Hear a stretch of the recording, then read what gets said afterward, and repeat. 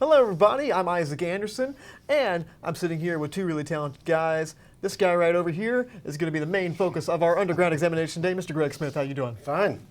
Thanks for inviting me. No problem, man. So we have a lot of stuff to kind of unpack today.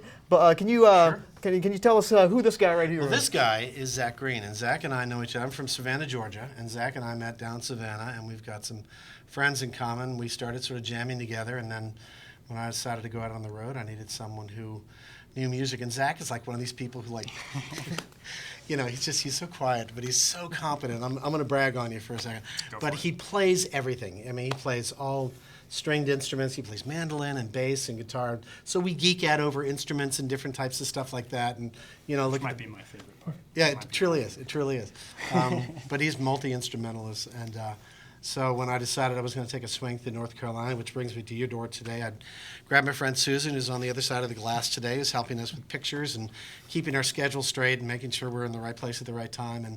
And Zach came down from Jersey to on his up there visiting his parents and came down to hook up with me, and so that's why we're here today. Awesome. So, Greg, how exactly did you get started in music? I got started because I came from a big family. I had 2 brothers and 4 sisters, and my older sisters would always sing harmony, and they would sing like the old stuff. They would sing like the Simon and Garfunkel stuff and the Peter and Gordon stuff, and you know, like those great harmonic groups, harmony groups from the '60s and '50s, and you know, and just the old music and stuff, and so everybody sort of was kind of musical in the family, and they took piano lessons. And then as soon as the lesson stopped, they stopped. So then I went to my parents. I said, I think I can play the piano. And they said, no, we've already made that mistake. No lessons. So I went down, and I love my parents. They're great. But I did. I went down to the piano, and I sort of figured out where middle C was. And then my sister also had a guitar, which she bought toward the tail end of the Beatles days. And it was an old K guitar, which now are like highly in demand. Evidently, Springsteen loves the old K guitars. And she had one, and so I picked up that and listened, found out I had an ear, and I could play and mimic stuff on the radio. So that's how I kind of learned, taught myself, you know, a couple of basic chords. All songs are the same 3 chords. Most everyone. That's always Every a cliche, song- but it's so true, It's so right? true. It's just, you know, you can transpose it up, but it's the same, you know, G, C, D, and then every once in a while you throw in an E minor or something like Oh, yeah. that. But it's the same. So if you learn the basic 3 or 4 chords, then you know every song. Get one of these babies. And then put a little capo on it. Then you know every song written since like 1930. You know, basically, Absolutely. you know. So, talking a little bit more about your music, Mm-hmm. your sound. How exactly would you describe that to people? It's interesting. I listened to everything growing up, and people sometimes say that, but I mean, I really did. I listened to rock and roll and folk and metal and opera, and I love classical music, and it's all the same 12 notes. I mean, you know, I'm dealing with the same 12 notes that anyone who's ever written a song is dealing with. We just rearrange them in different ways. But there are certain groups that I've listened to over time which kind of have given me inspiration. And everybody has, you know, if you listen to somebody and say, oh, you sound like so-and-so, it's because of the groups that they listen to. And it just finds your way into your music. So, you know, I mean, you could go back to, you know, I grew up on stuff like Tom Petty, and everybody grows up on the Beatles at some point. But, I mean, I also listen to great vocalists like Frank Sinatra and Tony Bennett. But then later on, you know, Dave Grohl is a great vocalist. Peter Gabriel's a great singer. And then, you know, more recently, people like John Mayer, who's an amazing guitarist. Mark Knopfler is still out there doing it. Wilco, I love Wilco. The Wood Brothers, a lot of groups like that. You just sort of find what you like, and you kind of, you know, make your path, and then off you go. Absolutely. So, on that same kind of thing, the process of creating your musical sound, was that something you actively said, I kind of want to make this kind of music, or was it just something that naturally just kind of comes from you and you just can't help but write this kind of stuff? I think it's the latter. Yeah. You know, the songwriting process is I literally will wake up and there'll be a melody in my head. Or I'll be about to go to sleep and I'll put my head on the pillow and a melody will hop up in my head. And if it's really good, I say, damn. And then I get up because I'm, you know, warm in bed, but then I'll write it down, or I'll play something on the guitar, you know, so I can remember it in the morning, because it'll go away right away. But songs just kind of appear, or I'll hear a little bit of something and I'm a great thief. You know, I'll find a little riff, or someone will play a riff, or Zach will play something and I'll say, oh, let's take that, and then if we, you know, that could be a verse, and then let's add a chorus to it and stuff like that. So sometimes it comes from just nowhere. A song will just absolutely drop in your head, and you don't know where it. I've sat down and just started playing a song. Make Your Point, a song I may play for you a little bit later, is a song like that. It's just like boom. Waiting for the Truth, which is the title track of my latest album, it just popped into my head. Sweet. I don't know where it came from. Okay. Well, I think that's our next song. Actually, Yeah. Waiting for the Truth. Actually, Yeah. so I guess we're gonna be waiting on the truth of how the song came about. I guess. So without any further ado, this is Waiting for the Truth. Sure. by Mr. Greg Smith. Let's play that. Okay. Well, let me do this real quick. All good. It's technology is everything, right? Sorry. Absolutely. It's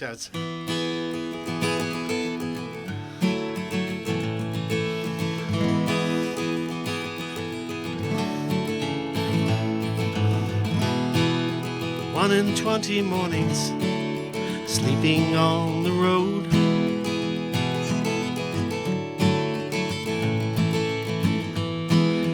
Two in 20 evenings, till I see my home.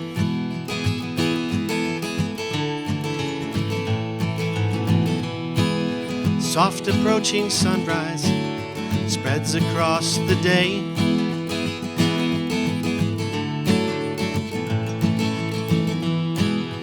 Continental highway endlessly replayed.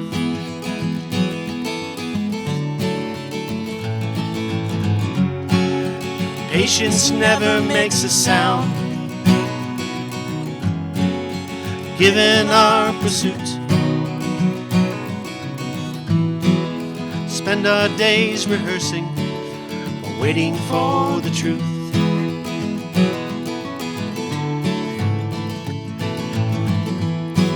You're staring at the moon tonight, I can see it too.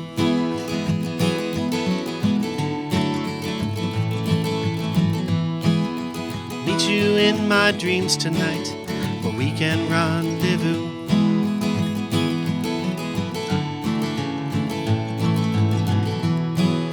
Stars upon the water glimmer in the light.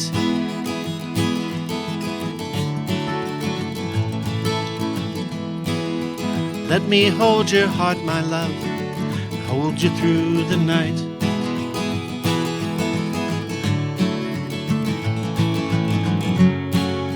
Patience never makes a sound, given our pursuit. Spend our days rehearsing, waiting for the truth.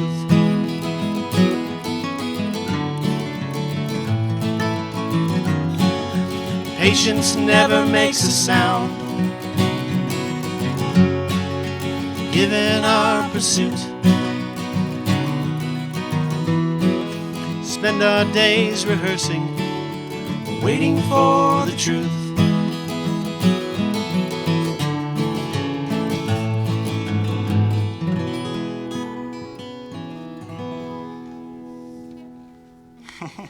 I like the little move at the end. Yeah, That was really cool. perfected that. Okay. Hours in front of the mirror. Very nice. I could tell. It was really cool. Beautiful song, guys. Thank you. Thanks. So we touched a little bit on kind of where your musical sound comes from. Specifically, what kind of bands or artists influenced your music? And this goes for both of you. So, Greg, why don't you start? Like I sort of saying before, it just sort of, I've always sort of been drawn to guitars and pianists. But most of the guitarists, people like good pickers and stuff like that. And, you know, there's just some great guitarists. Actually, I have a thing about rhythm guitarists, and I think that they're underrated. Most people always think about like the solo player, the guy, you know. But the rhythm guitarist is actually the person that sort of holds the group together. You have like great rhythm guitarists like James Hetfield of Metallica, if you're into metal music or stuff like that, or even going back to the Beatles, John Lennon. Everyone talks about the solo work that that Harrison did, but John Lennon really held that band together, and I was always, really intrigued. And then by finger picking, I love bluegrass, and I love like the old flat and scruggs sound, and Doc Watson, who's an amazing guitar player.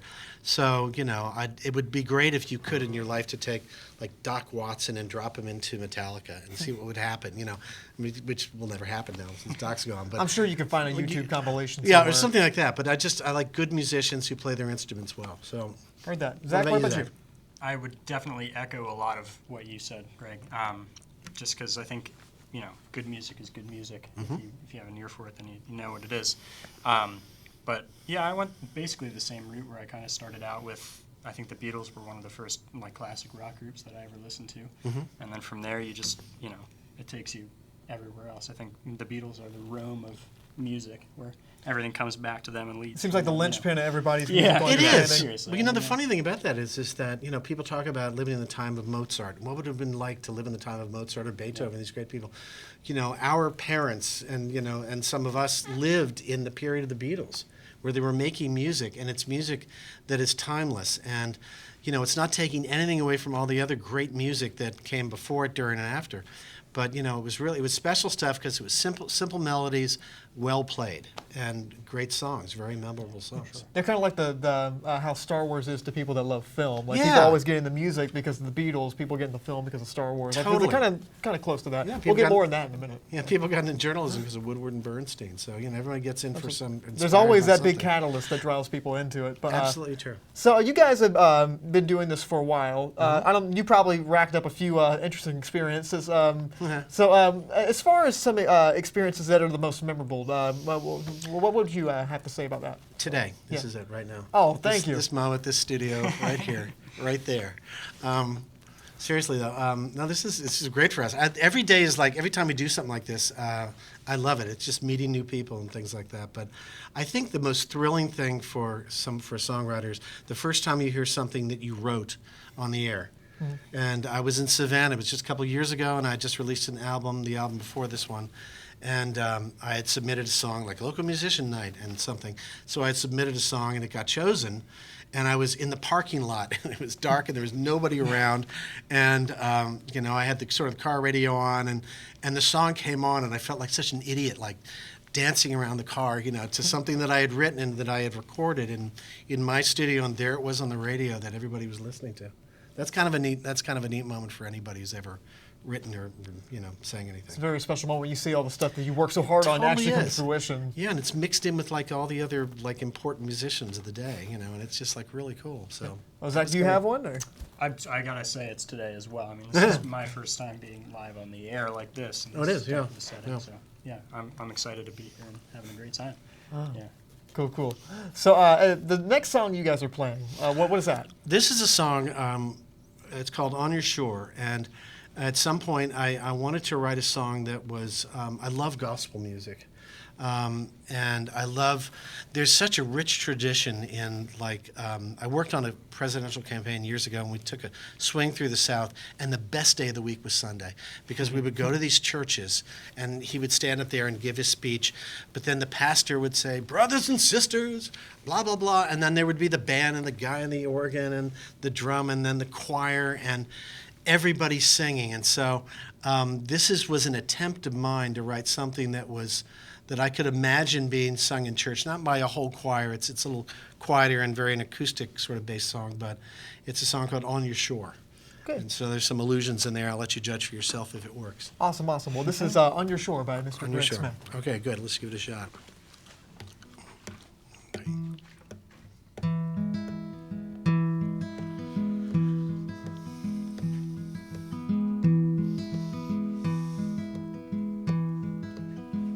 I lay me down upon the altar, reveal to me the lives we lived. I place my foot and lightly falter until I find and then forgive. And now you're here, you lay beside me. I feel you rise above the floor, and I'll be here. I will wash over just like waters on your shore.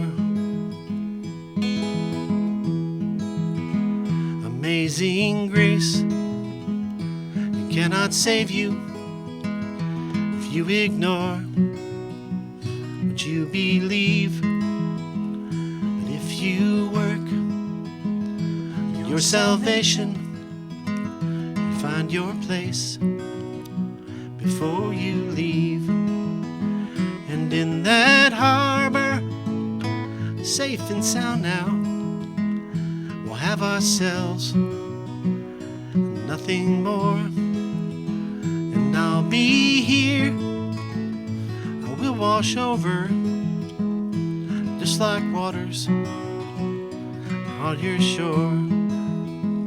Zachary?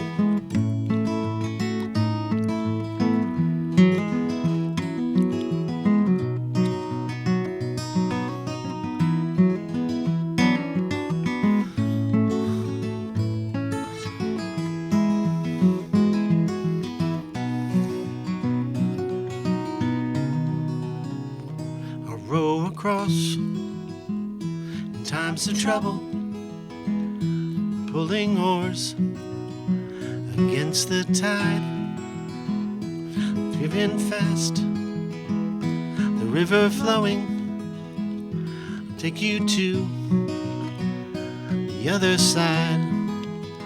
We'll reach that harbor, safe and sound now. We'll have ourselves nothing more. And I'll be here, I will wash over, just like waters on your shore. Just like waters on your shore. Just like waters on your shore.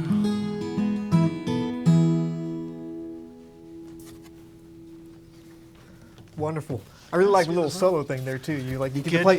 It's not often you see just a little thing. I never. It's really cool to see when people play rhythm and solo at the same time. That always amazes me.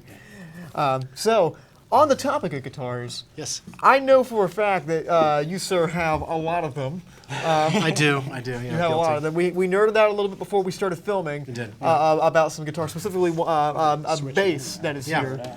He's going to switch while we talk, yeah. if that's okay. Just a little subtle nod to try Yeah. to switch. But as far as all the guitars that you have, do you have a favorite? I know this is about picking your do. favorite children. Oh wow, okay. I do. didn't know you Yeah, had a yeah, favorite. I do. Yeah. The thing is, I started building guitars years ago because I was working on an album and I was trying to get a certain sound out of my electric guitar, and I couldn't get the sound I wanted, and I could sort of hear it in my head. So I built a guitar. I was chasing a sound, and I got it pretty well right. That was the first guitar I ever built. But I was trying to build the perfect guitar, and it was about a 90%. And so then I built a second one, still chasing the sound, a third and a fourth, and then many, many others. But that first one, it's a Stratocaster body, but it's got both Telecaster and Stratocaster pickups in it, for those of you who know guitars. And so my son calls it the Stratelli. And it's couldn't find the right shade of red, so I went to Home Depot and went to one of the color charts for house paints and picked that one and went home and brush painted it. And so it's a little rough, but it's still, oh my God, I'll pick it up. I never have been disappointed by the guitar. And I built many guitars since then. In fact, we just started a charity in Savannah called Guitars for Heroes, where I just gave away 24 of them to Hunter Army Airfield in Savannah. And they're going to give away one guitar a month to a deserving serviceman or woman who wants to play guitar. And so they're That's going to good wonderful, man. homes. But my favorite ones, like this guy here, and other ones I keep. Yeah. So This one's got quite a story to it too, man. this does. The short story is I bought this years ago, back in the 70s, and then it sort of fell out of favor. I found another bass I liked better, and so I sold it. And the minute I sold it, I regretted it. 20 years later, I was saying, God, I missed that bass. So I went online to find, a similar model in a similar year, and I saw this and found this. And then I'm crazy enough that I keep the old paperwork, and I check the serial number, and it's this bass. It was that bass, hand to God. And so I bought the bass back, and it still has, my belt buckle scratches on the back here like that. It's never gotten. So I know it's mine, and the serial numbers match up. And so it just took a 20-year vacation with somebody else is sort of how I figure it. Sick. But now it's back home, and Zach found it, and I don't think I'm going to get it back. Okay, it looks good on you, man. It does. He wears it well. All right, so you've obviously been doing music for a good while. What advice would you give someone that's kind of trying to break into a musical career? Don't give up. If everybody tells you you're doing something wrong, then you're probably on the right track. It's really true, and no one's going to give you anything. So you just get out there. I mean, we were in Greenville last night, and we were going to sit around, and Zach came in town to come in town to do your show today. And we were going to sit around and have dinner, and I heard about an open mic, so I called Zach. He was still in the car driving down here. I said, "You want to do an open mic? Because musicians, we play." And so you just do it. You just play. And we might go to an open mic around the corner tonight here just for fun. Just anybody, if you want to do it. But this is not just music, Isaac. This is anything. Just if you find something you love, just don't let people. If you're an artist, do your art. Don't do his painting and don't do his song. Do your own, and then stick by it. Find a true circle of friends who you trust. To say, "Oh my God, you need to be in another line of work or something." But if you're generally on the right track, do something different and stick with it, and find people who believe in you. Absolutely. Yeah. And people always veer more towards, the people with like really distinct taste and like instincts and whatnot. It's really true. Yeah, but the people that kind of fall in line with like trying to play something that they think people are going to like are usually Absolutely. the ones that get swept under the rug. Absolutely. Yeah. I mean, what do you hear on the radio? Yeah. I'm sorry? In a couple of years, those are the people that get forgotten. Yeah. or just No question. left behind. No question. Yeah. So you've released, I believe, it's 9 albums 9 so albums, far. yeah. Okay. And the last album that you just came out with an album. I Yes. believe it's called "Waiting for the Truth." Waiting Just, for the Truth, the one I played from earlier. Yeah. Yeah, for sure. Yeah. So the last album you released that was called "So Far," correct? So Far was a collection of some of the songs of the earlier ones. I can't call them greatest hits because hits means you're like a guy who has sells hundreds of thousands of records. But they were what I thought were the best of some of the previous, and it's a sort of a special album. Sweet. So now this is another one, kind of like picking your favorite guitar. I don't know if you have a favorite, but do you have a favorite on that album? I do. Yeah, I mean, and you're right. It's hard. But because they're all, as they say, as any musician will tell you, they're all my children. But and they're all special for whatever reason. But there's a song called "Make Your Point," which is just a really simple. It's about a lot of the songs I write are like everybody writes are about relationships and the endless struggle in the human condition. But "Make Your Point" is really about, if you've got something to say what you mean and mean what you say. And stick with it. And that's really kind of the sentiment of that song. And it's just a simple melody, and I like that song a lot. Sweet. And I'll play it for you if you like. Just go ahead. Would that be okay? That would be okay. Oh, awesome. Okay. Go ahead. Good. We did a little bit of change on the arrangement, so I'm just going to do that. Change that. And it's in the key of E for you keeping score at home.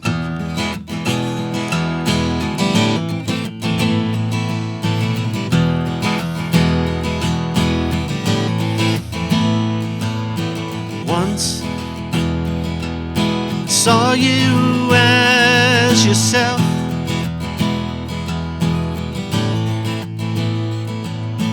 now in the twilight, revealing something else.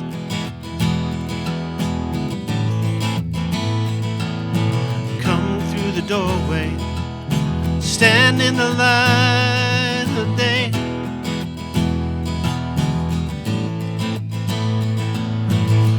Tell me stories, say what you came to say.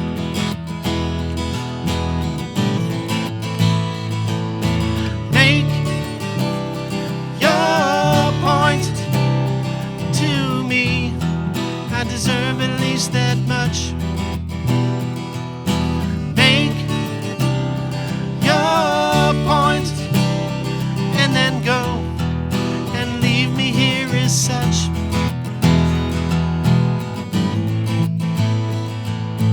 Crawl back inside my chair.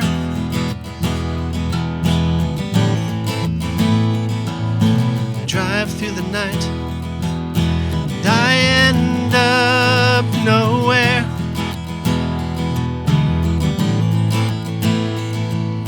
Sweet soft vibrations ringing in between my ears.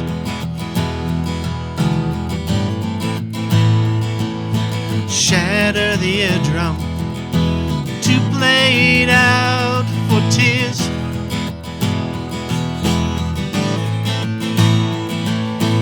Make your point to me. I deserve at least that much. Make your point and then go and leave me here as such.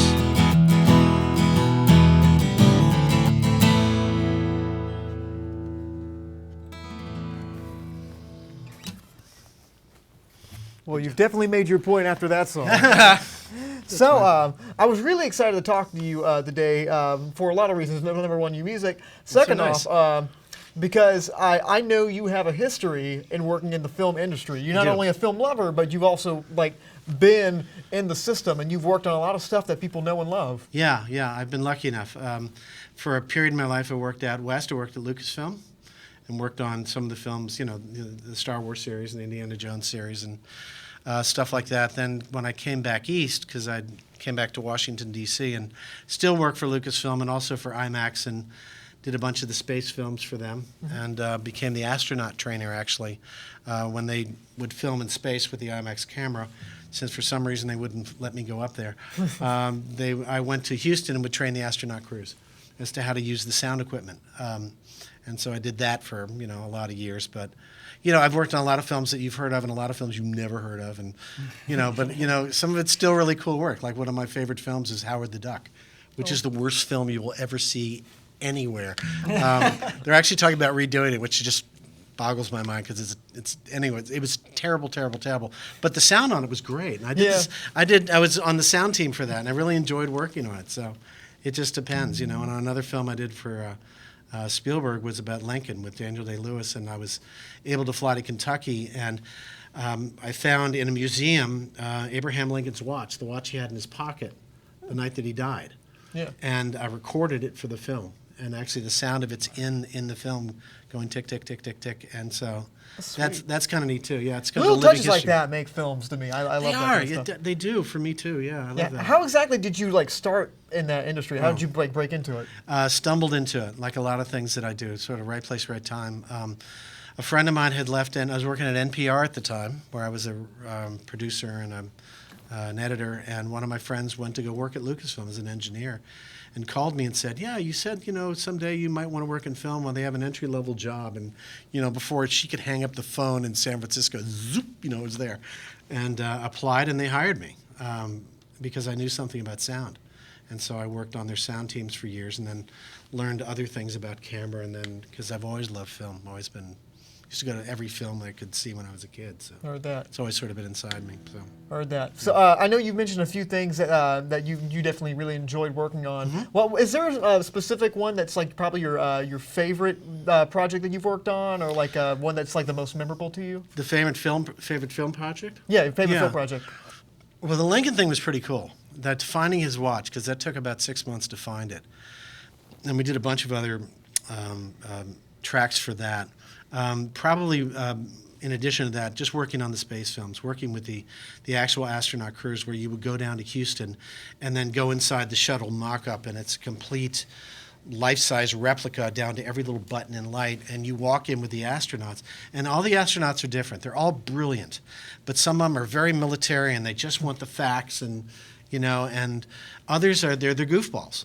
We had one crew we called the Austin Powers crew, because I said to one of them, "And then you plug this in here and you turn this up. Does that make sense?" And he said, "Yeah, baby, groovy," And we knew that was going to be for that crew, the tenor of the whole thing. So it just sort of depended on, but all the crews, they're just so giving and such wonderful, brave people, but also just amazingly brilliant and intuitive. And some of the nicest people you'll ever meet as well. So For sure. I was just lucky to, stumble into that and be able to be part of that team as well. Heard that. Yeah. So, as far as your music stuff goes, do you have any upcoming shows? We're actually sort of touring and stopping into various places across North Carolina for the next couple of weeks. We're headed towards Nashville because I've got a meeting with the record company, and they're going to talk to me about where they think I should go, and we're going to meet and chat about stuff like that. I could also say that, the music is also, we just got everything up, all 9 albums up on Pandora and Spotify, and you can buy them on iTunes and all the major streaming platforms. So they're all up there if you search Greg Smith. And I was also, there's some albums which are out under the name The Far Cry, and The Far Cry was just a band name that I gave when I would bring one other person in, and we did a lot of the stuff. But it's all sort of me, and they're all my babies. They're all my songs. So that's sort of the upcoming stuff. And then we'll see what the rest of the summer brings. I might go up to Canada. Okay. Because there's some stations up there which have been playing my music. And I thought it'd be fun to go up and just meet them and say thanks. And, can't beat Canada this time of year. Hey, it's cool, man. It is cool. Quite cool, actually. It's, So, along with all that stuff that you just mentioned and everything, is there any, what's next for you, man? Like, where do you really want to see this music go in the future? I don't know if you're working on anything new now, or... I am working on, it's funny when you write, I write in spurts. And I know when it's time to write and when it's time to not write. In other words, when you're pushing it. And it feels like that's coming on. We're sort of paying attention. Zach and I worked sort of hard on getting our sets together, and we put together some music sets and just doing the live act. But it'll be time to get in the studio soon. And actually, one of the projects I'm really excited about has very little to do with me, but it has to do with Zach. And Zach is an incredible songwriter of his own, and he's going to come into my studio and do some of his stuff. And if I behave myself, maybe he'll let me play a couple of tracks. And no, I'm really excited about the stuff that he's written and also that he's going to write. And maybe we'll even do some co-writes together. He has not heard me say this. Oh, wow. So this is like, yeah. It's a Big Bang Radio I think exclusive it'll be awesome. realization. No, I've heard his stuff. He's an amazing musician. I would love to write some stuff with you. And so we'll see where it goes. Tune Deal or in. no deal, buddy. Deal or deal, I'd say right? Deal or no But deal. you had to make a decision now. Okay. So if people want to stay in the loop about what's going on, Yeah. kind of like with the music and everything, how can people find you? There's a Facebook page. We were literally going through it this morning and editing and adding some pictures from last night's show. And also, as I said, you can find all the albums on iTunes and Spotify and Pandora and all the major streaming stuff like that. And my email address is mixed into all that stuff in there. And I really do answer emails.